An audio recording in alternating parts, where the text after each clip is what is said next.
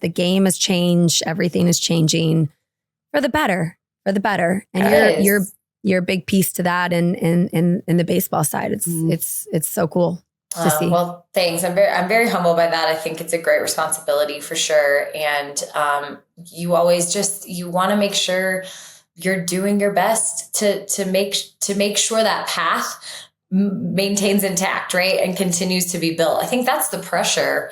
When you talk, like I'm very uncomfortable with the term trailblazer because I think there were a lot of amazing trailblazing women in our game, Susan Waldman being one of them, who's been a Yankees broadcaster for a very long time. But to be able to be like, wow, like she held that door open for so long. And like, I will not let it shut anymore. Like my job is to open it a little bit more, right? Like there's a crack, keep it open. And you can see these women coming through who are going to be better off and more experienced because they had opportunities at an age where like, I didn't have them. I mean, that's kind of a funny side story is, I will not name the broadcaster, but he's he does national broadcasts and he's a broadcaster for a baseball team. And my first year of calling games, I remember him coming up to me. Their team was in town, and he came up to me and was like, I want you to know, I think it's so great what you're doing. Like I'm a big supporter of women. And I was like, okay, and that starts that way. Always kind of weary when Here we go. 2 thumbs up. Keep talking. Yeah. And so I was like, this is great, whatever. And then there was, some text messages exchanged. Like if I can do anything to help you, let me know along the way.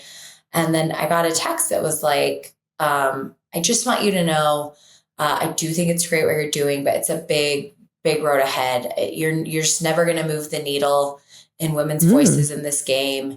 I called 572 minor league games before I ever got a chance to call a major league game. And it's like, all I could say, there's so many things. I was so heated. I felt so passionate about what he was telling me.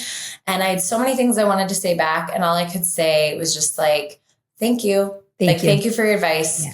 Like, it's unbelievable that you feel like you have to justify your existence and your path to get here and ask me literally why I didn't do the same thing.